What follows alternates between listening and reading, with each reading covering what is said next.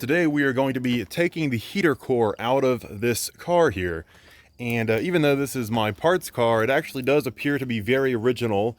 And before someone comments, why are you parting out such a nice car? It's super rotted out. Yeah, and also has not ran in 2 decades, does not turn over, and has been off the road for much longer than that. But I digress. Today we're going to be pulling the heater core out to see if it's good, and maybe I can use it in my other car. The first thing you want to do is drain your cooling system. Now, I just coincidentally happen to have the radiator out of this. You don't need to remove the radiator. What you do need to do is turn your radiator cap to the vent position and then loosen your petcock here to let the coolant drain out of the radiator. Now, these are actually reverse threaded, so it'll spin inwards, but it is still lefty-loosey, righty-tighty. Of course, a lot of times these can get pretty seized up, though considering how rusty this car was, and it's mostly road rust, like salt, you know what I mean, versus being stored outdoors. This one actually worked pretty well, so you might actually have a pretty good chance that yours will work well. So what we need to do is first, after you have your cooling system drained, take these hoses off with these, they're held on with these spring clamps. This is the factory style. Though a lot of people use hose clamps, which are a little easier, you know, whatever you might have. There's 2 hoses that connect to the heater core itself. It actually might be worth reviewing what is going on here. So they're actually in the back of the passenger side engine head. There is one of these that's attached right on the back there, and if you are the 1 in a million, it almost seems like, car that was not equipped with a heater from the factory. I've never seen one in person or for sale, but they theoretically exist. You'll just have a plug instead of this thing. But that's where our hose in the back there is connected to, that runs in. You can just barely see it. It's that one on the right. That goes through our valve. And this one on the left goes to the heater core, of course. And this goes into a plug on the water pump manifold here. Of course, again, if you don't have that heater, or your heater was removed because it was leaky, then that should be plugged up. What people do sometimes is they'll be like, oh, my heater core is leaking. I'll just take those 2 valves out, those 2 hoses out, and connect them together, which is fine as long as you keep that valve off.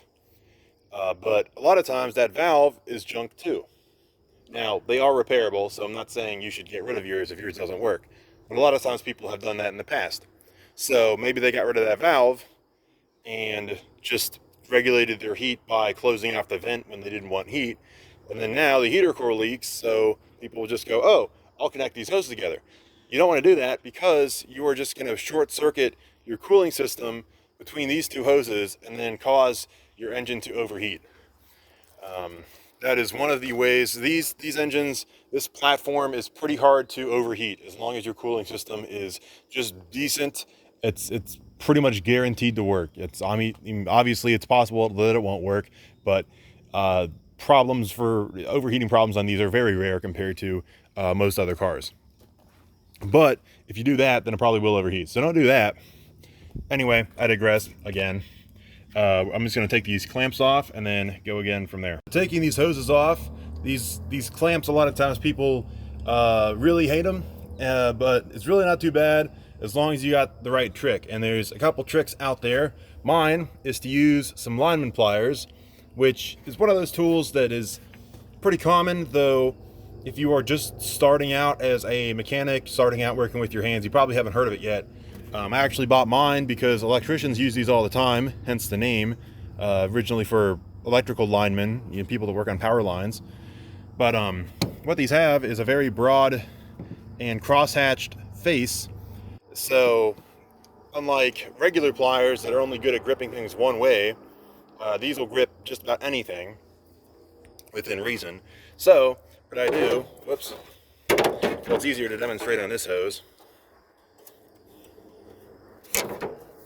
is you see this angle here. I don't grab them, get a better angle here.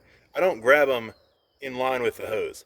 I grab them where you see those are a little bit off. They're kind of like, they're not going perpendicular to the hose. Those things are lined up like that. So I put my pliers on them like that, and then grab, and then just squeeze this. And a lot of times, now, sometimes you'll lose them. Of course, it's a little more difficult doing it with a camera. But if you pay attention to where you're grabbing them now, whoops, I did it again.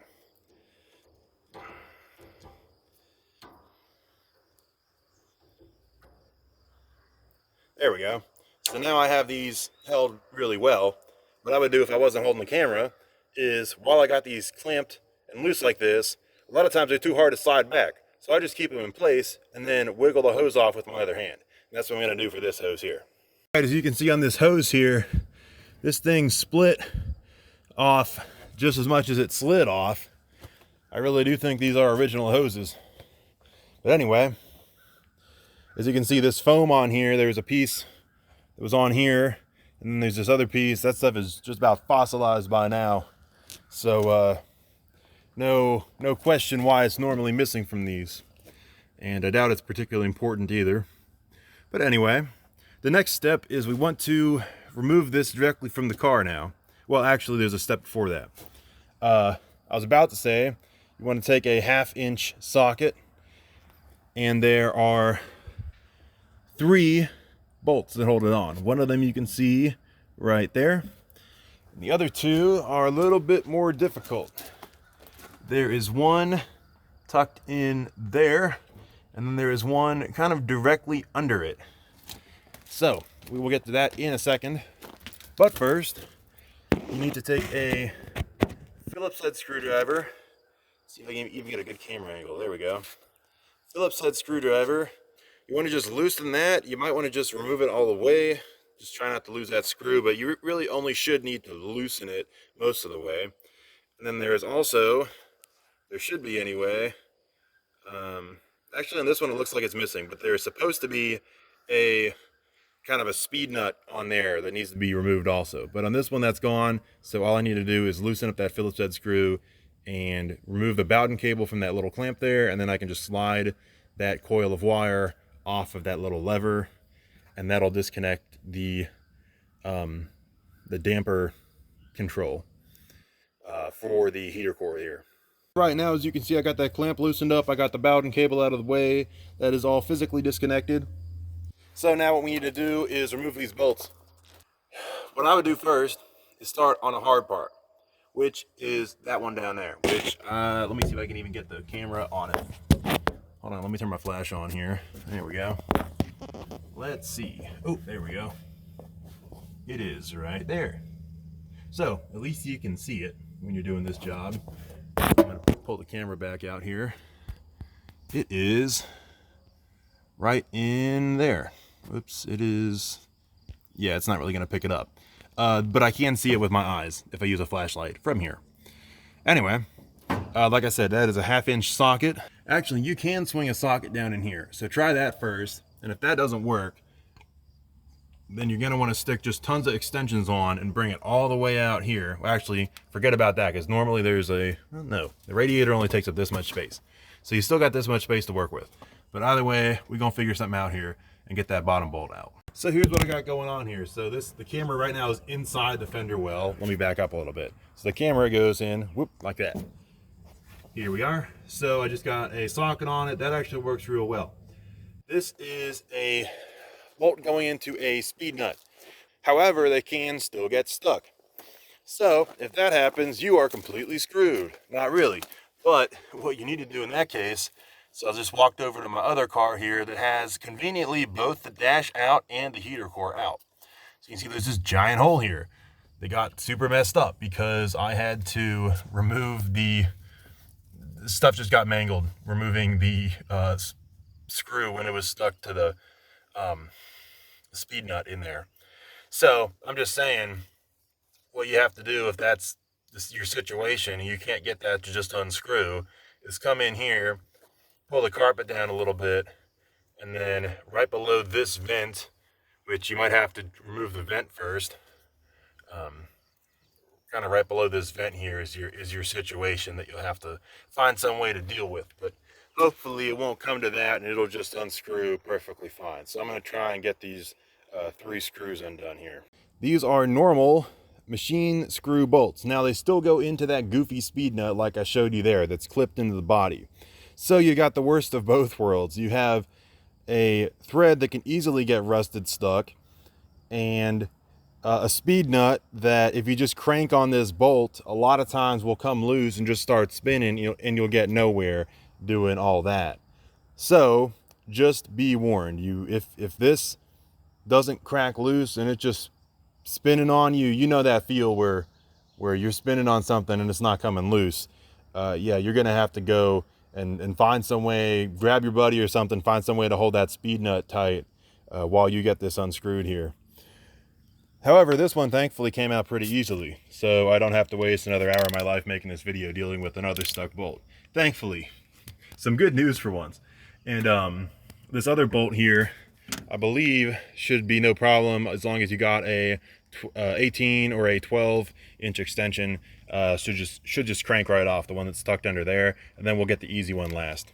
So I got all 3 of our bolts out here, and the last thing you got to do is there's a gasket that holds this on.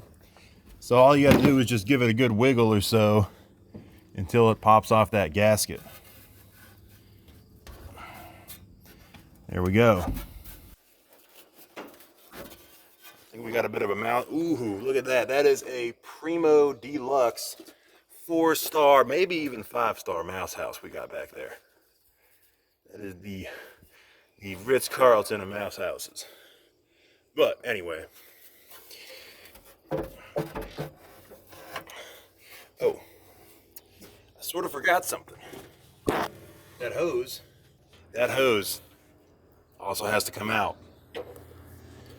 I think the easiest way is to take it off that heater valve there. So take this hose off, then undo this hose and pull it back through the other side. The other thing I forgot about is this wiring harness.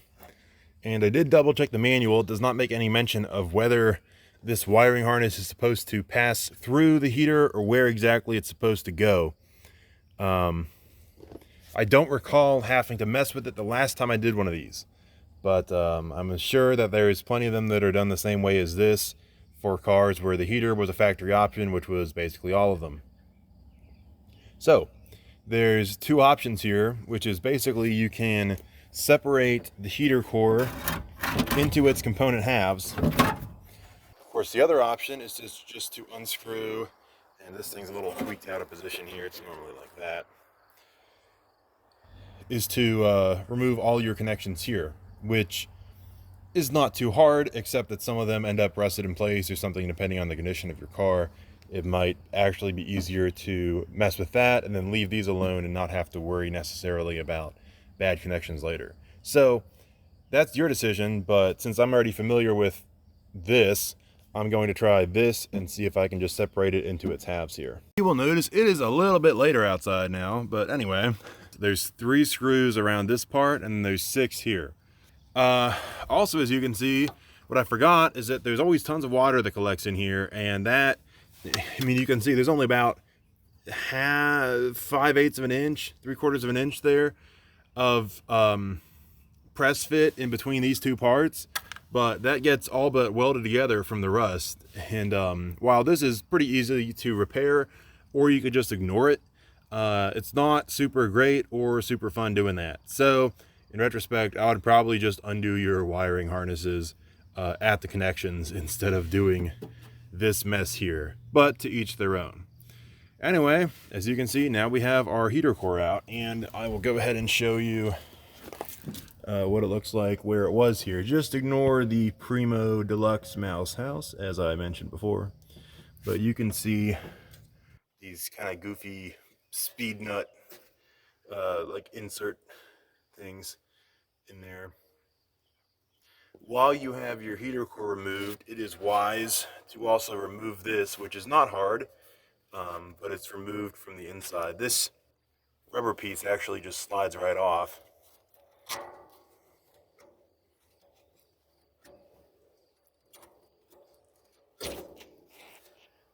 So that's what you got. It's just held in from the inside with 2 self-tappers.